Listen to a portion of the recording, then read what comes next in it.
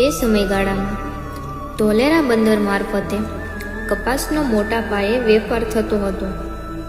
આસપાસના વિસ્તારોમાંથી કપાસ ધોલેરા લાવવામાં આવતો હતો અને પછી તેને મુંબઈ તથા યુરોપ જેવા દેશોમાં મોકલવામાં આવતો હતો.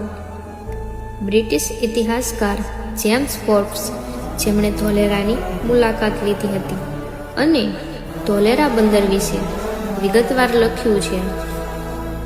આમ ધોલેરા બંદર એક સમયે ગુજરાતની આર્થિક પ્રગતિનું પ્રતીક હતું.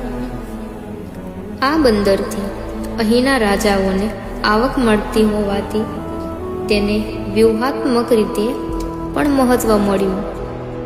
આ બંદર થકી ભાવનગર, અમદાવાદ અને સુરત જેવા શહેરોને પણ વેપારિક લાભ થતો.